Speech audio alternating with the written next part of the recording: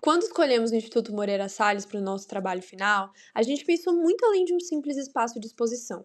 O IMS atua como um guardião da memória cultural, um lugar onde imagens, sons, textos, histórias se cruzam para revelar como construímos nossos sentidos de identidade, tanto individual quanto coletivamente. Criado pela família Moreira Salles, o Instituto nasce justamente com essa intenção: preservar, estudar e compartilhar acervos fundamentais da fotografia, da música, da literatura e da iconografia brasileira. Cada curadoria, cada sala, arquivo abre uma porta para a gente refletir sobre como as identidades são construídas, mas também disputadas e transformadas ao longo do tempo. A intenção é criar um espaço que provoca, tensiona e abre caminhos para que a gente possa entender como as nossas identidades são formadas também a partir dos registros, convidando assim o público a pensar sobre pertencimento e sobre as muitas narrativas que compõem o nosso tecido cultural, seja no que a gente valoriza, esquece ou revisita. E foi por isso que a gente escolheu o MS, porque ele materializa o que discutimos na disciplina. Bom dia. Eu nunca fiz um vlog, né? Não sei se era pra fazer, mas tô fazendo. E eu devia ter trazido meu óculos de sol. Agora são 11 horas, meu Uber tá chegando. E estou a caminho do IMS. Vamos lá. Ir pro IMS é bem tranquilo, principalmente se você for de metrô, já que é só descer na Consolação e andar um pouquinho.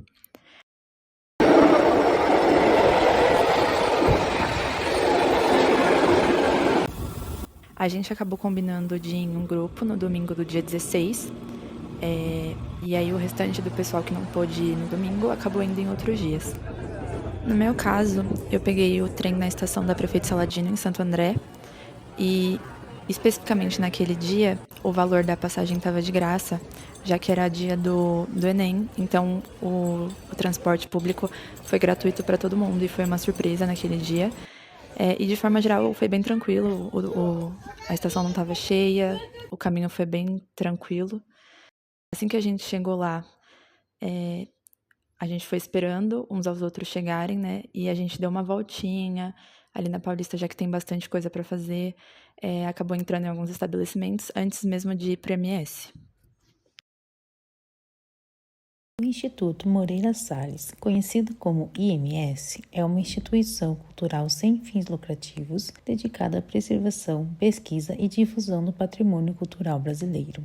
Ele foi idealizado por Walter Moreira Salles e inaugurado em 1992, com a abertura de sua primeira sede em Poços de Caldas, em Minas Gerais. Desde então, o Instituto expandiu sua atuação e hoje conta com centros culturais no Rio de Janeiro, São Paulo e Minas Gerais, além de parcerias com instituições do Brasil e no exterior. Ao longo de sua trajetória, o IMS formou um dos mais importantes acervos culturais do país, abrangendo fotografia, literatura, iconografia, música e arte contemporânea.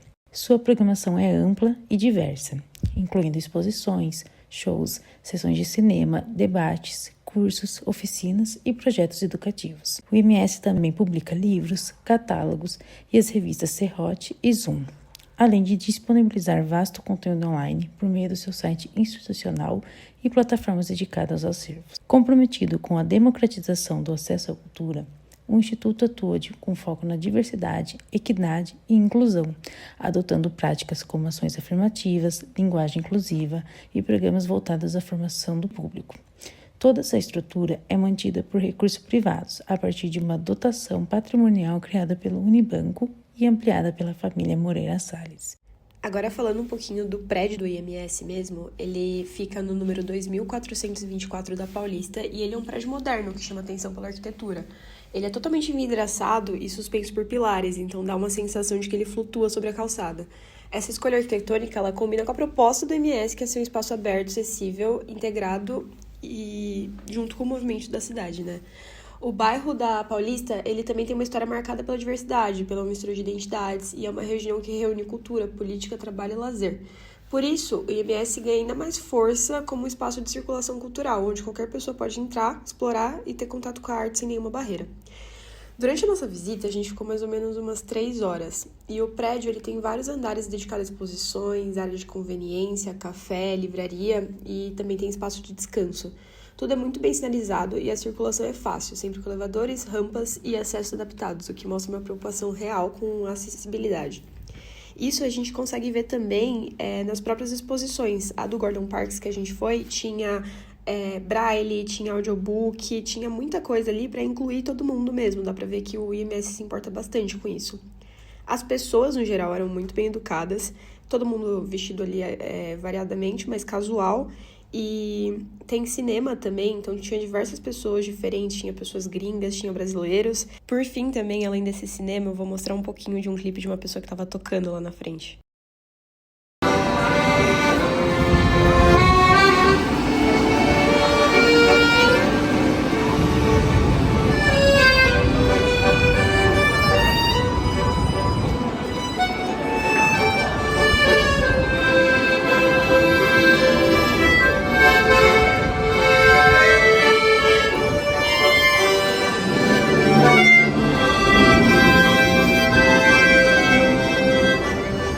O Instituto é marcado por exposições temporárias, e como no mês de novembro temos o Dia da Consciência Negra, ele traz um acervo chamado de Novembro Negro para celebrar a data. Alguns nomes muito conhecidos como Gordon Parks e outros artistas são destacados na exposição temporária, e eles mostram como a arte é uma ferramenta de consciência social. Além disso, essa programação especial reafirma que o Instituto é um espaço de memória, diversidade e de transformação cultural também, introduzindo aí debates sobre a presença negra na arte e na sociedade. Então, para compartilharmos um pouco mais da nossa visita ao Instituto, o primeiro acervo que a gente visitou de obras foi sobre Gordon Park, que está localizada no 8º e no 7º andar do Instituto, e tem o nome de América Sou Eu. Gordon Parks ele foi um dos fotógrafos e cineastas mais importantes do século XX. Ele testemunhou diretamente o racismo e a desigualdade nos Estados Unidos, e ele utilizou sua câmera como um instrumento de denúncia e também da afirmação da luta do povo negro. Ele foi o primeiro fotógrafo da revista Life, super conceituada, retratando essa vivência da população marginalizada. E o mais importante da sua relação com o Brasil é que o primeiro filme que ele produziu foi gravado no Rio de Janeiro, na favela de Catacumba. Existem algumas fotos desse filme na exposição, como também ele é passado alguns trechos no cinema do Instituto. O nome do filme é Caso Flávio e ele foi gravado em 1964. Bom, então ao final da visita, né, o grupo realmente entendeu que a fotografia e o cinema com certeza são ferramentas de transformação social, né, porque a obra de Parks nos convida a refletir muito sobre conexões entre a história, a memória e a luta por justiça, tanto aqui quanto nos Estados Unidos e até nos dias de hoje. A seguir, nós vamos ver mais detalhes na relação entre o Gordon e Brasil. Em março de 1961, Gordon Parks veio ao Rio de Janeiro a convite da revista americana Life para realizar uma reportagem fotográfica sobre a pobreza na América Latina, começando pelo Brasil. Embora inicialmente a ideia fosse fotografar o pai trabalhador de uma grande família pobre, Parks desviou o foco para Flávio, um garoto de 12 anos que vivia com sua família na extinta favela de Catacumba, em uma área de alto poder aquisitivo no Rio de Janeiro. A série de fotos foi publicada no mesmo ano, em junho, com o título Pobreza, o terrível inimigo da liberdade. Focou na luta diária de Flávio, que sofria de asma crônica e desnutrição. O fotógrafo registrou a rotina do menino, que realizava tarefas domésticas e cuidava dos 7 irmãos em um barraco. Parks, que também cresceu em condições de extrema pobreza nos Estados Unidos, sentiu uma conexão com Flávio e, com isso, conseguiu capturar a dignidade da família, apesar de toda a miséria. A publicação gerou comoção nos Estados Unidos, com leitores enviando doações para ajudar Flávio e sua família. Com isso, a revista organizou a ida de Flávio aos Estados Unidos para o tratamento médico. Já a imprensa brasileira criticou a reportagem, acusando Parks de sensacionalismo e de buscar uma visão negativa da pobreza brasileira. Mais tarde, em 64, Gordon Parks dirigiu o curta-metragem documental intitulado Flávio, narrado pelo próprio garoto. Esse filme é significativo por ter sido uma das primeiras produções de um cineasta negro no Brasil e complementa a história da família Silva, reforçando a luta do garoto pela sobrevivência. Todo o trabalho de Parks no Brasil, tanto em fotografia quanto em cinema, é um exemplo de como ele usava a arte para expor as feridas sociais, por meio de suas lentes. Olá, boa noite, eu sou o André. A diferença entre o racismo do sul dos Estados Unidos para as cidades do norte é que, basicamente, a estrutura racial foi repleta de história, assim, porque a escravidão existiu nas colônias do sul e não tanto nas colônias do norte. Assim, formalizou uma separação entre brancos e negros nas escolas, hospitais e ambientes públicos, né? Nas cidades. E o artista Gordon Frank, ele tenta retratar justamente esse estilo de vida que impactou os ambientes das escolas, igrejas, ruas da cidade, principalmente do sul dos Estados Unidos, que houve uma escravidão bem intensa, ilustrando a humilhação e injustiça sistemática enfrentada pela comunidade afro-americana, né? Principalmente na década de 40, 50, que houveram leis que separavam as pessoas negras e as pessoas brancas. E o artista Gordon Frank, visitado por nós, ele fez os registros fotográficos, documentos, filmes, representando essa segregação. A segregação nos centros urbanos do norte dos Estados Unidos não era explícita por leis, como no sul, mas se manifestava de forma profunda e estrutural. Em cidades como Nova York e Chicago, Gordon Parks registrou como a população negra era empurrada para bairros específicos, como Harlem e South Side de Chicago, marcados por superlotação, baixos investimentos públicos e poucas oportunidades econômicas. No Harlem, Parks captou cenas do cotidiano que revelaram tanto a força cultural do bairro quanto as desigualdades que o cercavam. As ruas vibrantes contrastavam com as moradias precárias e constante vigilância policial. Já em Chicago, o fotógrafo voltou seu olhar para a dinâmica das comunidades negras que procuravam proteção, pertencimento e apoio em instituições como a Igreja Batista, que funcionava como centro espiritual, político e comunitário. As imagens que vocês podem ver mostram que a segregação urbana não era apenas sobre espaço, era sobre acesso, a moradia digna, a educação, ao trabalho, à mobilidade social. Ao documentar essas cidades, Parks escancarou uma América que insistia em separar, enquanto suas fotografias se tornavam um símbolo de denúncia, humanidade e resistência. O acervo de Park também vai retratar figuras extremamente importantes, e uma delas é Martin Luther King, pastor e líder comunitário, figura importantíssima no movimento negro americano, e que lutou pela libertação e pela igualdade racial. Entre os retratos de Park, tem várias fotografias da Marcha sobre Washington de 1963.